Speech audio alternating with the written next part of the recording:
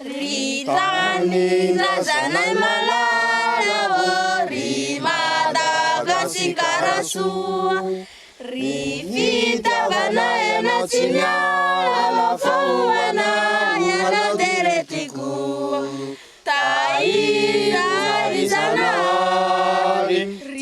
Située dans l'océan Indien, Madagascar est considérée comme une priorité mondiale en termes de conservation de la biodiversité.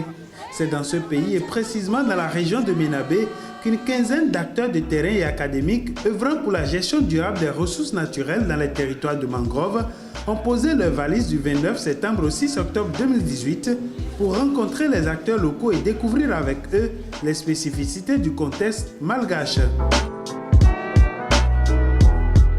Ce voyage d'études rassemblant des acteurs venus du Bénin, de la Belgique, de la France, de la Gambie, du Ghana, de Madagascar, du Sénégal et du Togo s'inscrit dans le cadre du projet Expertise universitaire Mangrove, dont le but est de capitaliser et de diffuser des expériences, pratiques et connaissances sur la gestion durable des ressources naturelles, en particulier dans les territoires de mangrove.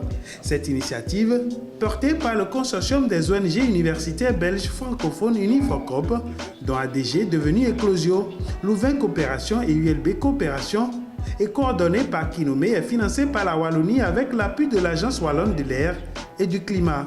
C'est vraiment de stimuler les échanges, le partage d'expériences, de bonnes pratiques, de connaissances entre des acteurs qui travaillent tous sur la préservation et la valorisation de la gestion des ressources de mangroves, à la fois au Bénin, au Togo, au Ghana, en Gambie, au Sénégal, en Belgique. C'est de créer cette dynamique d'échange entre tous ces acteurs qui ont un intérêt commun pour la préservation de la mangrove et pour appuyer les communautés à mieux vivre dans leur espace de mangrove. Ce voyage d'études à Madagascar vise à poursuivre la dynamique d'échange impulsée au Sénégal en mars 2018. Accueillis par Louvain Coopération, WWF et leurs partenaires, les participants vont pouvoir mettre en synergie leurs différentes expertises. Ce 1er octobre 2018, à l'espace Christ de Moandava, l'atelier d'échange et de partage d'expériences de gestion de mangroves a regroupé les participants du voyage d'études, les autorités, services techniques déconcentrés et autres acteurs malgaches.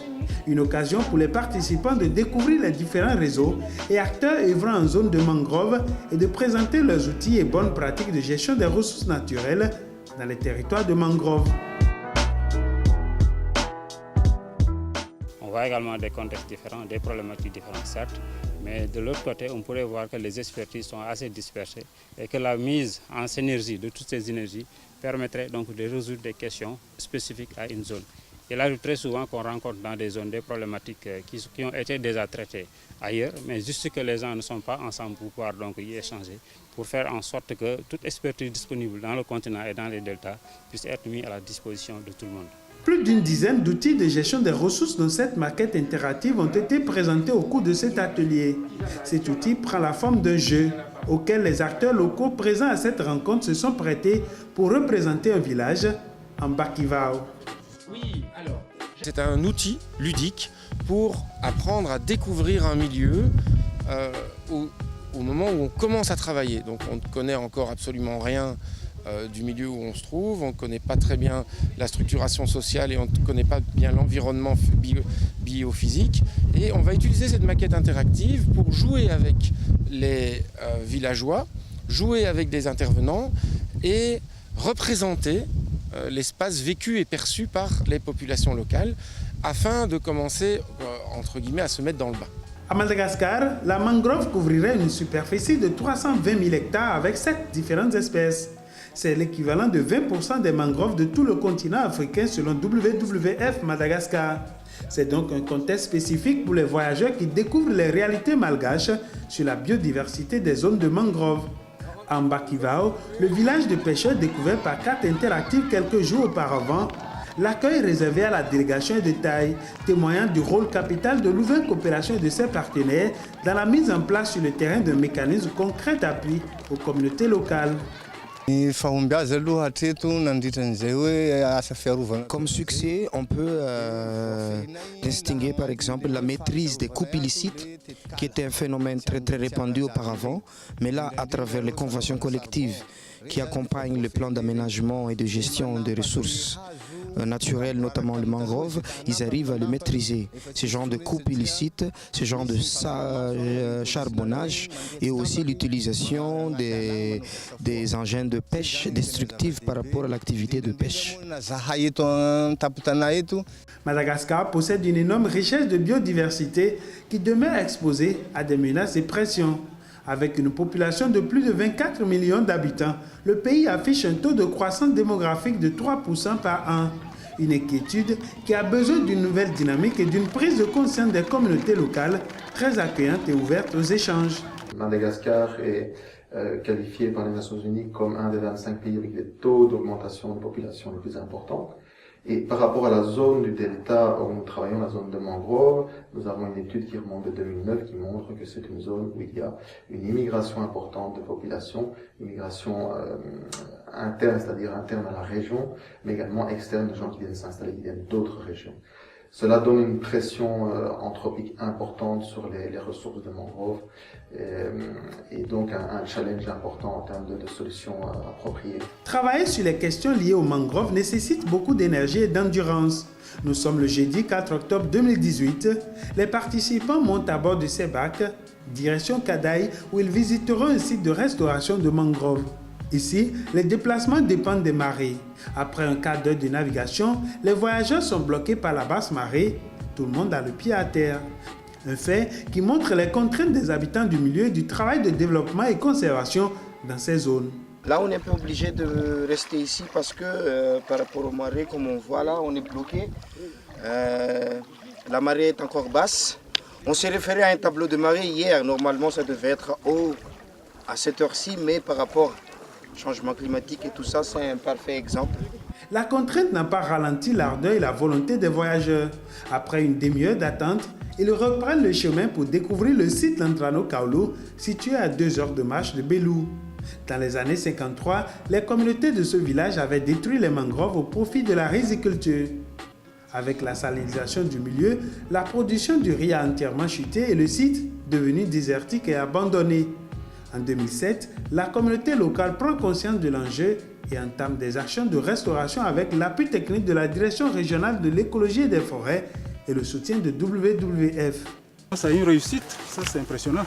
Je pense que c'est une belle action qui a été réalisée. On ne peut que les féliciter.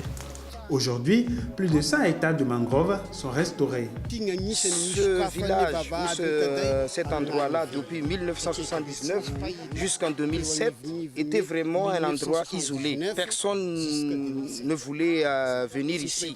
Mais à partir de l'année 2017, où ils ont vraiment commencé la gestion et la restauration, il y a pas mal de visiteurs qui sont venus pour voir, pour partager avec eux leur réalité, quoi. Donc, pour eux, c'est vraiment un lieu d'ouverture au monde.